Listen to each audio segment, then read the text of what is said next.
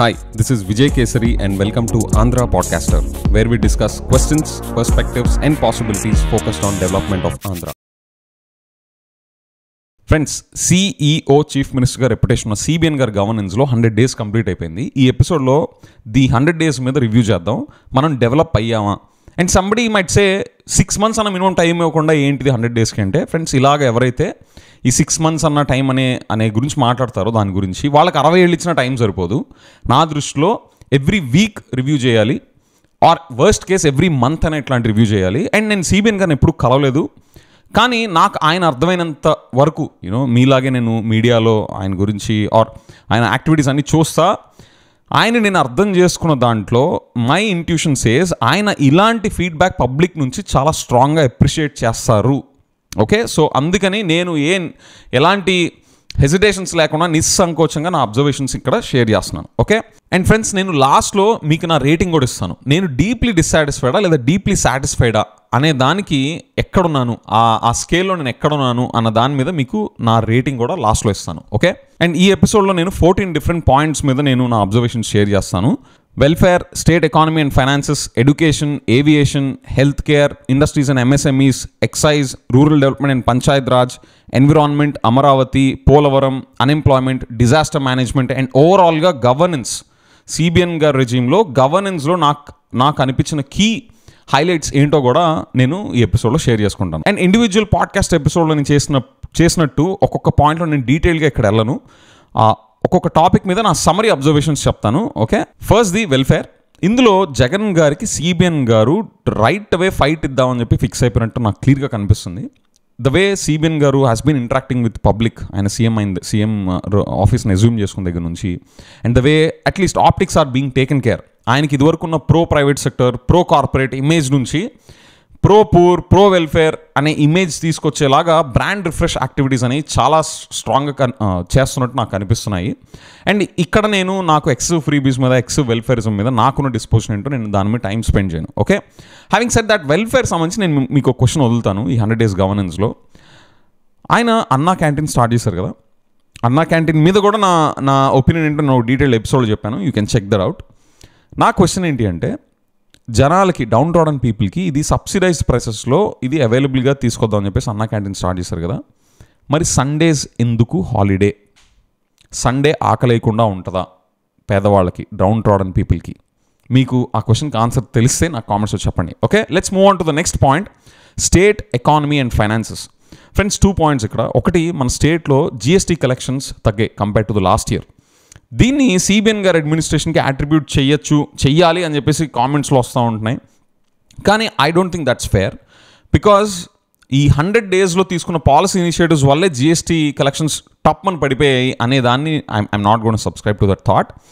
That is because of macroeconomic factors as well as the spillover effects of the previous regime.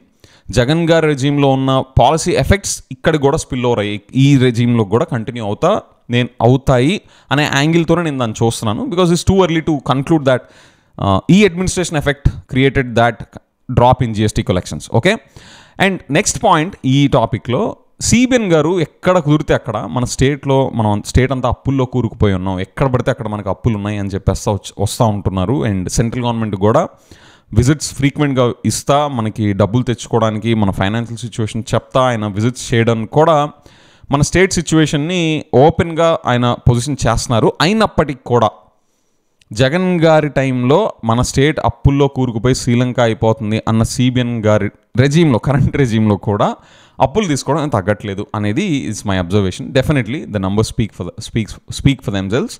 Next the education. Lokesh garu had a very good start. ఆయన ఆఫీస్ని assume చేసుకున్న తర్వాత అఫీషియల్స్ని చాలా serious metrics మీద reports అడిగారు, such as drop out rates ఎలా ఉన్నాయి, వాటి రీజన్స్ ఏంటి, మైగ్రేషన్ రేట్స్ అండ్ వాటి రీజన్స్ ఏంటి లాస్ట్ 5 yearsలో, అండ్ మిడ్ డే మీల్ సంబంధించిన డీటెయిల్డ్ రిపోర్ట్ అడిగారు. Next, number of schools closed ఎన్ని, వాటి రీజన్స్ ఏంటి.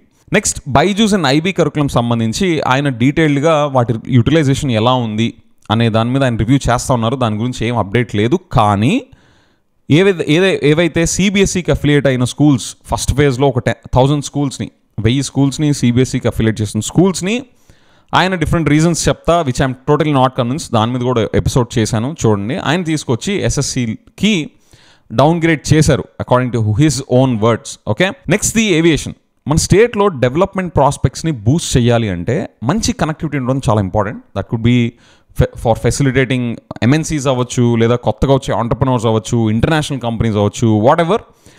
ఆ పాయింట్ ఆఫ్ వ్యూలో మన స్టేట్లో ఎయిర్పోర్ట్స్ అండ్ ఎయిర్ కనెక్టివిటీని ఎన్షోర్ చేయడం చాలా important. And it is clearly coming out that మన సిబిఎన్ గారి రెజీమ్లో ఎయిర్ కనెక్టివిటీకి సంబంధించి డిఫరెంట్ యాక్టివిటీస్, ఇనిషియేటివ్స్ని రన్ చేస్తున్నారు, ఎస్పెషల్లీ Tier 2 సిటీస్ కూడా కనెక్టివిటీ పెంచేలాగా. So I'm very happy about that. Vijayawada to Delhi connectivity, direct connectivity, వాటి ఫ్లైట్స్ ఫ్రీక్వెన్సీ కూడా ఇంక్రీజ్ చేస్తా అప్డేట్స్ వస్తున్నాయి. అండ్ ఆల్సో భోగాపురం ఎయిర్పోర్ట్ సంబంధించిన వర్క్స్ కూడా వాళ్ళు ఫ్రీక్వెంట్గా మానిటర్ చేస్తా. I'm clearly seeing the seriousness of CBN గారుస్ government towards ensuring and upgrading the air connectivity to Andhra Pradesh. Next the health కేర్లో ఆరోగ్యశ్రీని ఒక హైబ్రిడ్ మోడల్తో రీప్లేస్ చేస్తారు అనే అనౌన్స్మెంట్స్ హెల్త్ మినిస్టర్ గారు చేశారు. నాకు అక్కడ కన్సర్న్స్ ఏంటి అంటే, how is that going to be? ఆ ఇన్సూరెన్స్ పార్ట్నర్స్తో వాళ్ళు రివైజ్ చేసే కాంట్రాక్ట్స్ ఎలా ఉండబోతున్నాయి? కేరళ ఎండప్ అయిన సిచ్యువేషన్ లాంటిది మనం కూడా ఎండప్ అవుతామా అన్న కన్సర్న్స్ నాకున్నాయి. So having said that, I'm awaiting nuances around that. ఆ హైబ్రిడ్ మోడల్ ఎలా ఉండబోతుంది అనేది ఇంకా క్లారిటీ రావాల్సి ఉంది. Probably the back end homework is going on, so I'll await on that. And also medical colleges privatization చేస్తాము through PPP model and viability gap funding ద్వారా అనేది హెల్త్ కేర్ సంబంధించి బిగ్ కన్సర్న్స్ని రేజ్ చేస్తున్నాయి. నేను పెసిమిస్టిక్ స్టాండ్ తీసుకోవట్లేదు, because major reason is funds లేవు అనేది ఇట్స్ అ రియాలిటీ. కానీ దానికి PPP and viability gap funding మోడల్సే యాప్టా, అండ్ ఆల్సో ఆ కాంట్రాక్ట్స్ ఎలా డిజైన్ చేయబోతున్నారు, అది ప్రైవేట్ సెక్టర్కి ఫేవరబుల్గా ఉండబోతుందా లేదా పబ్లిక్ హెల్త్ సెంట్రిక్గా ఉండబోతుందా అనేది నేను ఇంకా ఆ డీటెయిల్స్ కోసం వెయిట్ చేస్తున్నాను. It will be two early to conclude and call out names or give names and labels to initiatives without having అవి ఇంకా పూర్తిగా రాకుండా ముందే మనం తొందరపడి ఇవ్వడం అనేది కరెక్ట్ కాదు. కాబట్టి ఈ మెడికల్ కాలేజ్ని ప్రైవేటైజ్ చేస్తాం అనేది it's an interest, is a serious point of my interest. Okay, next the industrial development and MSMEs. ఇందులో నాకు నచ్చినవి ఉన్నాయి, నచ్చనివి కూడా ఉన్నాయి. చూడండి, మన ఇండస్ట్రియల్ పార్క్స్ ఉన్నాయి కదా, కొప్పర్తి అండ్ ఓరకల్ ఇండస్ట్రియల్ హబ్స్ని డెవలప్ చేయడానికి సెంట్రల్ గవర్నమెంట్ ఇనిషియేటివ్స్తోనే వాళ్ళు ట్యాగప్ చేసేసుకొని వాటిని డెవలప్ చేస్తామన్నారు, సమ్వేర్ అరౌండ్ 7,000 crores బడ్జెట్తో. అండ్ ఎంఎస్ఎంఈస్ సంబంధించి Andhra Pradesh government 5,000 crores credit guarantee ఇవ్వాలి అని చెప్పేసి డెసిషన్ తీసుకున్నారు రీసెంట్గానే క్యాబినెట్లో. ఇది తెలంగాణతో కంపేర్ చేస్తే తెలంగాణ వాళ్ళు 4,000 crores తీసుకుంటే మన స్టేట్లో 5,000 crores చెప్పారు. At least at that number level it looks good relatively.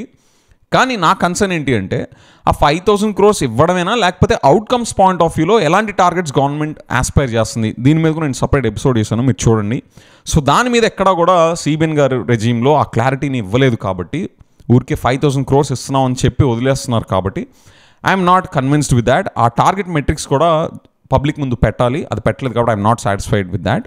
While I appreciate the good part of the same policy. Next, mega textile park డిస్కషన్స్లో ఉంది. Integrated aqua park is in discussions. Green energy corridor is in discussions. And AP MedTech zone. Friends, my intuition says ఈ AP MedTech zone Vizag నుంచి ground breaking things జరగబోతున్నాయి అనే at least ఆ anticipation నాలో build అయింది.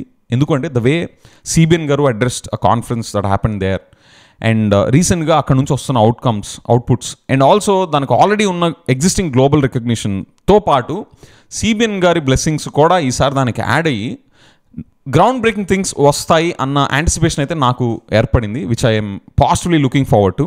And మన సిబిఎన్ గారు and Tata group chairman Chandrasekhar గారు వీళ్ళిద్దరూ కో-చైర్స్గా special task force called as special economic development బోర్డ్ని సెటప్ చేశారు to drive industry and investment initiatives in Andhra Pradesh, which is a very good thing. And సిఐఐతో కొలాబరేట్ చేసి, కాన్ఫెడరేషన్ ఆఫ్ ఇండస్ట్రీతో కొలాబరేట్ చేసి మల్టీ స్కిల్ ట్రైనింగ్ ఇన్స్టిట్యూట్స్ని ఇక్కడ ప్లాన్ చేస్తున్నారు in Amaravati. దాంతోపాటు బార్ కౌన్సిల్తో కూడా సిబిఎన్ గారు డిస్కషన్స్ జరిపి నేషనల్ లా స్కూల్స్ లాంటివే ఇలాంటి ఇక్కడ కూడా మన ఆంధ్రప్రదేశ్లో పెట్టాలి అనే ప్లానింగ్ కూడా జరుగుతుంది. These are good for the long term. But నేను దీని మీద కూడా ఒక ఎపిసోడ్ చేశాను. ఇవి లాంగ్ టర్మ్లో దీనికి ఫేవరబుల్గా మనకి హెల్ప్ అవుతూ ఉంటుంది. కానీ immediate in the short term, in the next 2 to 3 years tangible outcomes మనం టార్గెట్ చేయడానికి ఇవి ఒక్కటే సరిపోదు అనే ఎపిసోడ్ నేను చేశాను. దానికి రెస్పెక్టివ్ రీజనింగ్ ఇస్తా, you can check that out.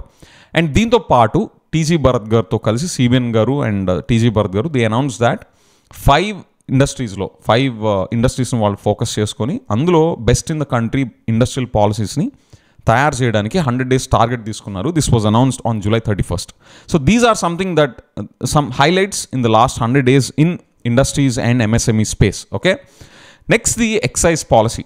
Friends, ఇది ఎలాంటిదంటే పళ్ళు ఒడగొట్టుకోవడానికి ఏ రాయితే ఏముంది అన్న ఒపీనియన్ నాకు ఉంది దీని మీద. అంటే లాస్ట్ టైం జగన్ గారి రెజీమ్లో పూర్ క్వాలిటీ లిక్కర్ అని అలిగేషన్ చేస్తా సిబిఎన్ గారు and his team are bringing up quality liquor at affordable price అంట.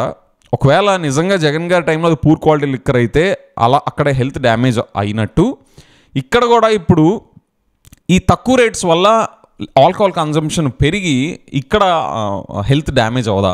ఓకే, సో ఇలాంటి పాలసీ ఎంతవరకు మంచిది? అంటే లిక్కర్ పాలసీని అంటే లిక్కర్ని బ్యాన్ చేయాలా లేదా ఇస్ అ సపరేట్ పాయింట్. కానీ ఇలాగ అఫోర్డబుల్ రేట్స్ 99 రూపీస్కే 180 ml లిక్కర్, ఇలాంటి ప్రమోషన్స్, ఇలాంటి అట్రాక్టివ్ పాలసీస్ని పబ్లిక్లోకి లాంచ్ చేయడం ఎంతవరకు కరెక్ట్? మీరు నా కామెంట్స్లో చెప్పండి.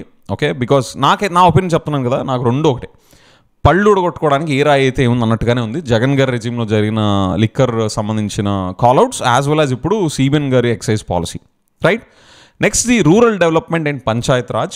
4,000 crores వర్త్ ఆఫ్ వర్క్స్ని అక్రాస్ 85 to 87 ప్రాజెక్ట్స్ ఒకే రోజు లాంచ్ చేస్తా. 3,300 గ్రామ పంచాయత్స్లో రఫ్లీ ఒక వరల్డ్ రికార్డ్ క్రియేట్ చేసే ఈవెంట్ అయితే చేశారు.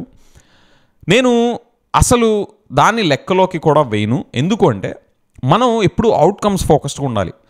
4,500 కోట్లు ఖర్చు పెట్టారా, 45 కోట్లు ఖర్చు పెట్టారా, లేదా 4 లక్షల కోట్లు ఖర్చు పెట్టారా అనేది second level metric.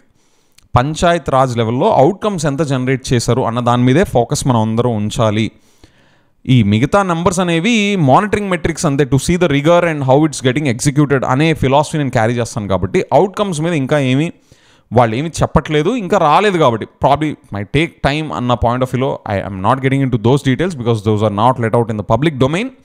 Having said that, ఈ వరల్డ్ రికార్డ్ క్రియేట్ చేసే ఈవెంట్ తప్ప ఇక్కడ అవుట్కమ్ సెంట్రిక్గా నాకు ఎలాంటి సిగ్నల్స్, అబ్జర్వేషన్స్ ఇక్కడ కనిపించలేదు. ఓకే, నెక్స్ట్ ఎన్విరాన్మెంట్ ఆస్పెక్ట్లో which is something that I really liked. మన స్టేట్లో ఇప్పుడు 29% ఉన్న గ్రీన్ కవర్ని 50%కి తీసుకెళ్ళాలి అని టార్గెట్ సెట్ చేస్తా మీటింగ్ కండక్ట్ చేశారు అండ్ ఆ ఈవెంట్ కూడా లాంచ్ చేశారు. That happened among the people without much gung-ho and all. So that's good. కానీ ఆ 50% టార్గెట్ ఎలా సెట్ చేస్తున్నారు అనే టైం లైన్ బ్రేక్ డౌన్ చూసారా?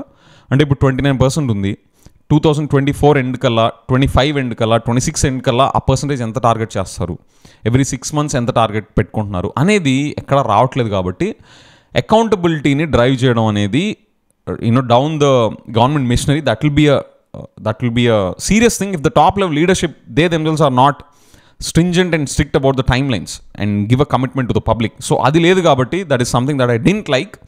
అండ్ వేస్ట్ మేనేజ్మెంట్ సంబంధించి కూడా కొంచెం డిస్కషన్స్ నడుస్తున్నాయి and nothing concrete and nothing tangible to be concluding or inferring at this point. Next మన క్యాపిటల్ అమరావతికి సంబంధించి 15,000 crores సెంట్రల్ గవర్నమెంట్ ఈ ఫైనాన్షియల్ ఇయర్కి వాళ్ళు బడ్జెట్ అలొకేట్ చేస్తాము ఫండ్ చేయడానికి అని చెప్పేసి అన్నారు. కానీ అందులో అది గ్రాంట్గా వస్తుందా, లోన్గా వస్తుందా అనే దాని మీద క్లారిటీ లేదు. So that's a biggest callout. And timelines చెప్పారు, first phase, second phase. But ఆ పాయింట్ ఆఫ్ వ్యూలో ఎప్పటికీ అమరావతి డెవలప్ చేయాలనుకుంటున్నారు, ఫస్ట్ ఫేజ్ ఆఫ్ డెవలప్మెంట్ ఎప్పటికి అవుద్ది అనే దాని మీద మినిస్టర్ నారాయణ గారు ఆయన టైమ్ లైన్స్ మెన్షన్ చేశారు. దాని మీద నేను ఎపిసోడ్ చేశాను, you can check that out for more details. And ఇక్కడ నా కాల్అవుట్ ఏంటి అంటే అమరావతి అనేది సెల్ఫ్ ఫైనాన్సింగ్ మోడల్ ద్వారా డెవలప్ చేస్తాము అని చెప్పేసి అన్నారు. అంటే మన స్టేట్ ఫైనాన్సెస్ మీద బర్డెన్ కాకుండా దానికి అదే ఫండ్ చేసుకునే విధంగా మోడల్ జరుగుతుంది, డెవలప్మెంట్ జరుగుతుంది అమరావతికి అని ఈ సెల్ఫ్ ఫైనాన్సింగ్ మోడల్ అన్నారు కదా, దాని డీటెయిల్స్ ఇంకా బయటికి రాలేదు. Maybe the homework is going on, let's wait. So that's my one of the biggest questions regarding Amaravati. And CBN గారు అమరావతిని ఏఐ సిటీగా డెవలప్ చేయాలి అనే దాని గురించి కూడా ఆయన అనౌన్స్ చేశారు. కానీ ఎక్కడ కూడా దాని డీటెయిల్స్ డిస్కస్ చేయట్లేదు. ఏఐ సిటీ అంటే ఏంటి, what's going, what it means, what is AI city and AI సిటీగా అమరావతిలో ఏం చేయబోతున్నారు అనే దాని మీద ఆ డెఫినేషన్స్ ఎక్కడ ఇంకా పబ్లిక్ డొమైన్లోకి ఆయన రిలీజ్ చేయలేదు. అండ్ అమరావతికి సంబంధించి ఇంకా ల్యాండ్ ప్రొక్యూర్మెంట్ జరుగుతుంది. నాకు ఇక్కడ కన్సర్న్ ఏంటి అంటే ఆల్రెడీ ఒక 33,000 ఎకరాలు క్యాపిటల్ డెవలప్మెంట్ కోసం తీసుకున్న తర్వాత మళ్ళీ ఇంకా ల్యాండ్ ఎందుకు? ఆల్రెడీ స్టేట్ ఫైనాన్సెస్ ఇలాంటి సిచ్యువేషన్లో ఉన్నప్పుడు ఇంకా ల్యాండ్ ఇస్తా future cash flows of the government and public money కదా అది, ఇంకా స్ట్రెస్ క్రియేట్ చేయడం ఎందుకు? ఉన్న దాంట్లో కట్టలేమా? 33,000 acres సరిపోదా అన్న కన్సర్న్ నాకుంది. So that's my call out there. While I'm a strong supporter of Amaravati as a capital, these are my concerns.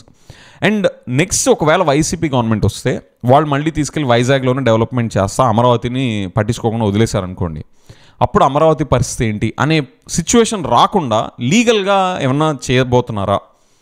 Which assures Amaravati will be the only capital.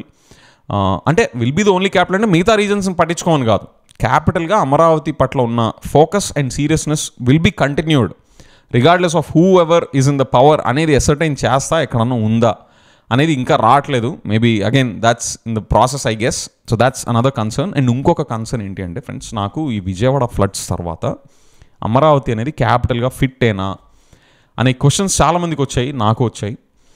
దాని మీద నేను ఒక సపరేట్ ఎపిసోడ్ చేశాను, మీరు డీటెయిల్గా చూడండి. అందులో మినిస్టర్ నారాయణ గారు ఆయన నోట్తో ఆయన చెప్పింది ఏంటి అంటే, ఇది మంచిదే ఏం కాదు అని చెప్పిన ప్రెస్ మీట్లోనే ఈ పాస్ట్లో వరల్డ్ బ్యాంక్ రిపోర్ట్ ఒకటి, వరల్డ్ బ్యాంక్ అమరావతి క్యాపిటల్గా పనికిరాదని చెప్పారంట.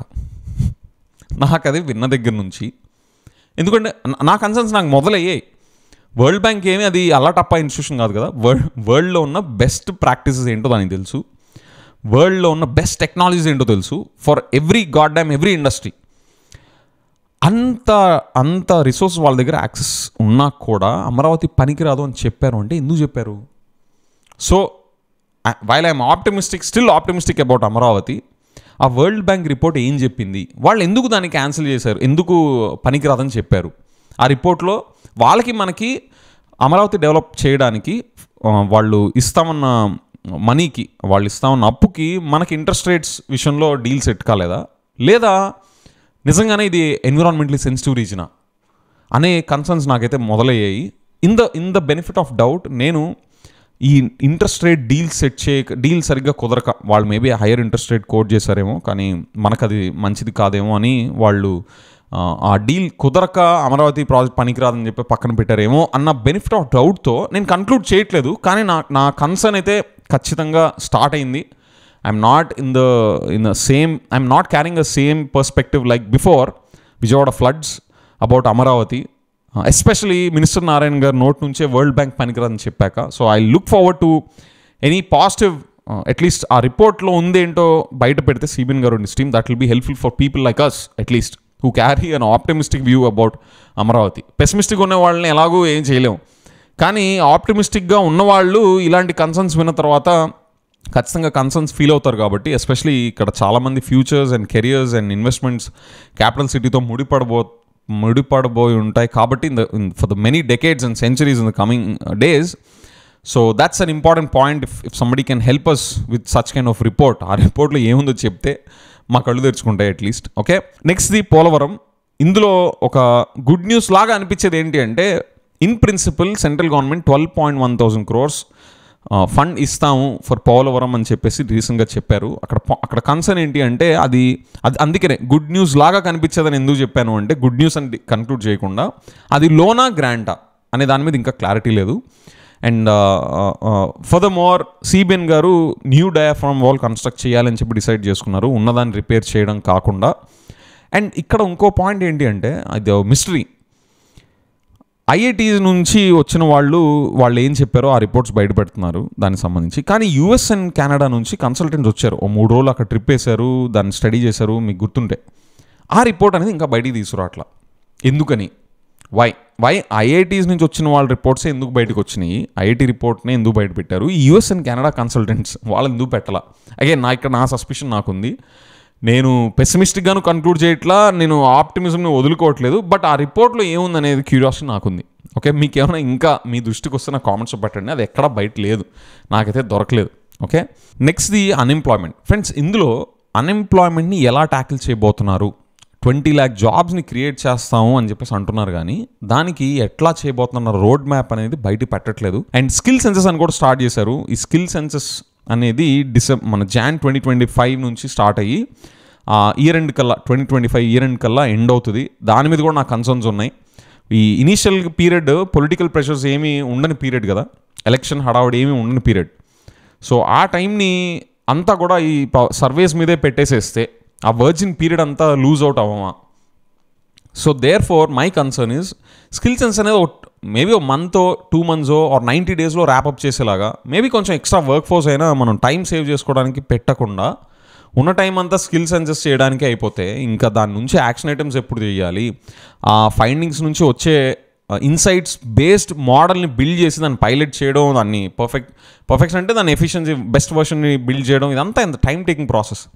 సో నేను ఆ విషయంలో హ్యాపీగా లేను, especially for the very specific reason that they are taking such a long time to conduct skill senses.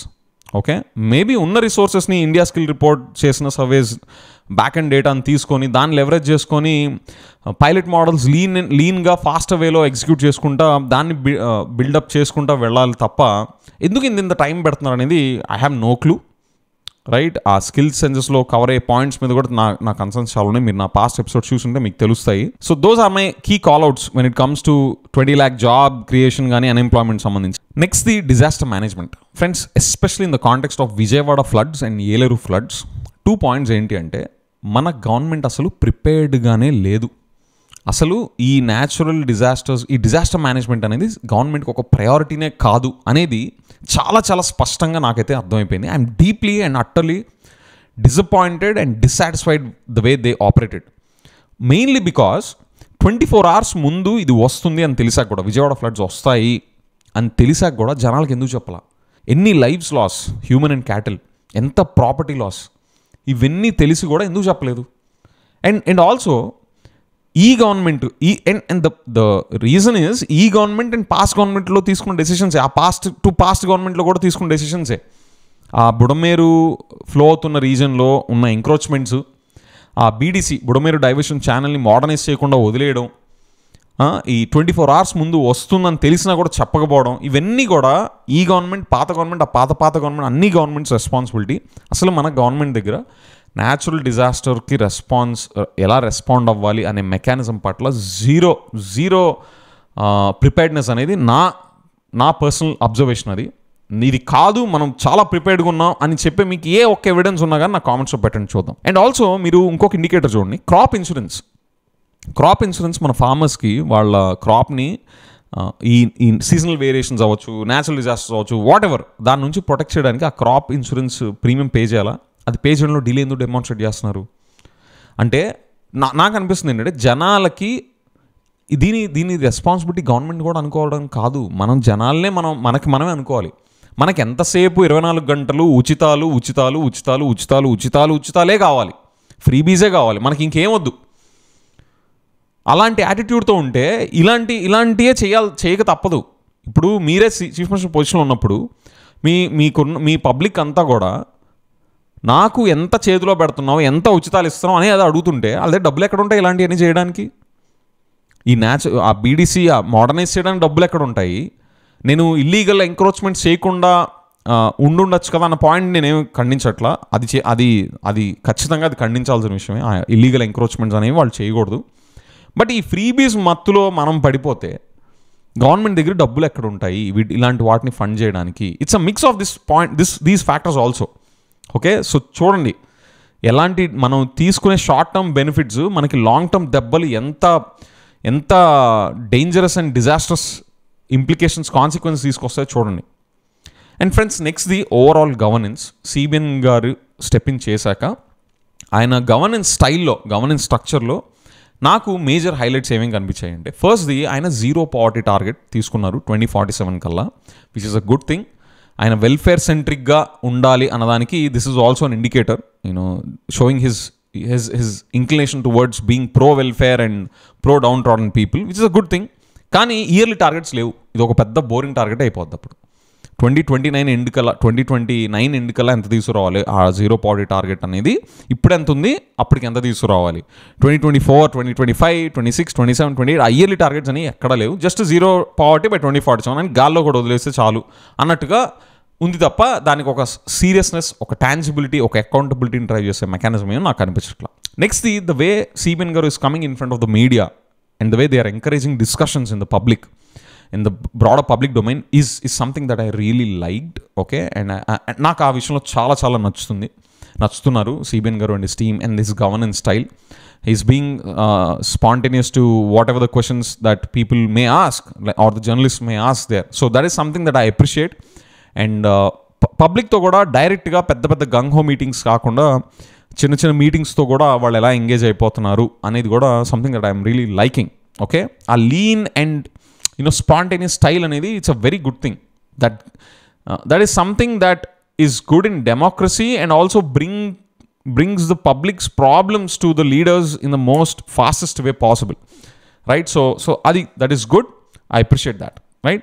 Next, tech adoption. నేను మీకు గుర్తుంటే వీళ్ళందరూ ఎలక్టెడ్ ఎమ్మెల్యేస్ అందరూ కూడా ప్రమాణ స్వీకారం చేస్తుంటే వీళ్ళు 2 రోజులు టైం ఎందుకు తీసుకున్నారు? Public money, public time waste కదా. అది శుభ్రంగా ఒక సైన్తో, డిజిటల్ సైన్తో యాప్లో నేను వచ్చేసాను అని చెప్పేసి అజ్యూమ్ చేసుకుని పని స్టార్ట్ చేయకుండా 2 రోజులు ప్రమాణ స్వీకారం కోసం తీసుకుంటే అది ఎంత దండగ కదా మనకి అని చెప్పేసి అంటే మీరు నన్ను దాన్ని క్రిటిసైజ్ చేశారు. నేను దాని మీద సపరేట్ వీడియో చేశాను. కానీ ప్రాబ్లం సిబిఎన్ గారు విన్నారో లేదో నాకు తెలీదు. ఆయన అట్లీస్ట్ ఈ క్యాబినెట్ మీటింగ్స్ ఉన్నాయి చూసారా, దాన్ని డిస్టైజ్ చేశారు. డెసిషన్ మేకింగ్ అంతా కూడా చక్ మన అయిపోయేలాగా అనిపించే. ఎందుకంటే అలైన్మెంట్ వచ్చేసాక ఎందుకు దానికి సపరేట్గా కూర్చొని ఫోటోలు దిగే కార్యక్రమాలు అంతా టైం వేస్ట్ కదా. It's all last to the public money. దాని బదులు ఈ క్యాబినెట్ మీటింగ్స్ లాంచ్ చేశారు, which is very good. It's a wonderful thing. అన్ని మిగతా ఈ పనికిమాలని చెత్త టైం వేస్ట్ పనులన్నీ ఇలా డిజిటైజ్ చేసేయాలి. That will save lot of time and public resources. Next, the reverse sending process. ఈ రివర్స్ సెండింగ్ ప్రాసెస్ని వాళ్ళు స్క్రాప్ చేశారు సిబిఎన్ గారు. నాకు ఇక్కడ ఫండమెంటల్ రిజర్వేషన్ ఏంటంటే, దీని మీద నేను సపరేట్ ఎపిసోడ్ చేశాను చూడండి. రివర్స్ సెండింగ్ ప్రాసెస్ అనేది ఫండమెంటలీ రాంగ్ కాదు, కానీ అది అన్ని ప్రాజెక్ట్స్కి అప్లై చేయకూడదు. రివర్స్ సెండింగ్ ప్రాసెస్ ద్వారా అప్లై చేసే నేచర్ ఆఫ్ ప్రాజెక్ట్స్కి రివర్స్ సెండింగ్ ప్రాసెస్ తీసుకోవాలి. అండ్ ట్రెడిషనల్గా తీసుకునే ప్రాజెక్ట్ని అవార్డ్ చేసే ఆ బిడ్డింగ్ ప్రాసెస్ ఉంటుంది చూసారా, ఆ టెండర్ అండ్ బిడ్డింగ్, అది తీసుకునే ప్రాజెక్ట్స్కి వాటి ద్వారానే ఇవ్వాలి. We should have that hybrid approach in giving projects and running those projects. అలా కాకుండా నాకు ఎలా అనిపిస్తుంది, జగన్ గారు రివర్స్ టెండరింగ్ ప్రాసెస్ తెచ్చారు కాబట్టి అది మొత్తం కట్ డౌన్ చేసేయండి. What's the point?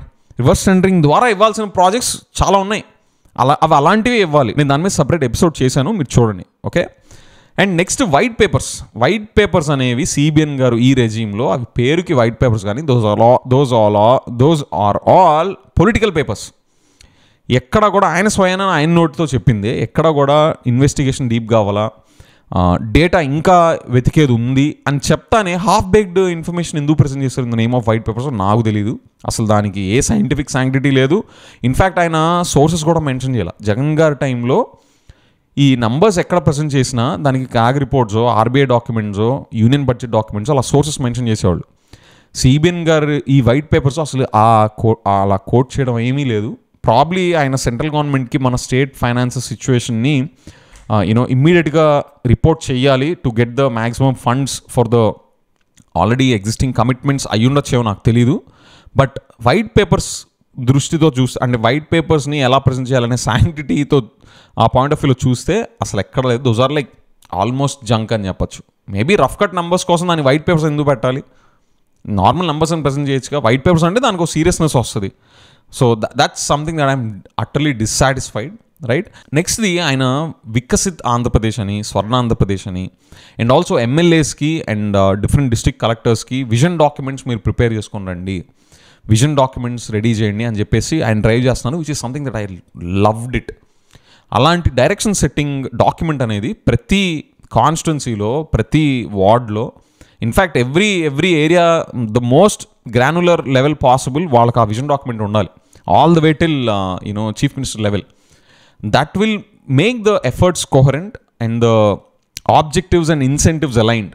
ఓకే, లేదంటే పైన ఒక డైరెక్షన్లో పరిగెడతారు, కింద ఇంకో డైరెక్షన్లో పరిగెట్టాలంటారు. ఇది వాళ్ళకి నచ్చదు, వాళ్ళది వీళ్ళకి నచ్చదు, ఫండ్స్ ఇంకోటి మిస్యూజ్ జరిగే ఛాన్సెస్ పెరిగిపోతూ ఉంటాయి. సో ఇవన్నీ లేకుండా ఆ అలైన్మెంట్ ఇన్ ద ఎఫర్ట్స్ రావాలి అంటే, అవి మళ్ళీ ఫైనల్ అవుట్కమ్స్లో కూడా అది ఆ రిజల్ట్ కనిపించాలి అంటే డెఫినెట్గా ఇలాంటి విజన్ డాక్యుమెంట్స్, ఆ ఫిలాసఫీ, ఆ కల్చర్ ఇస్ వెరీ గుడ్.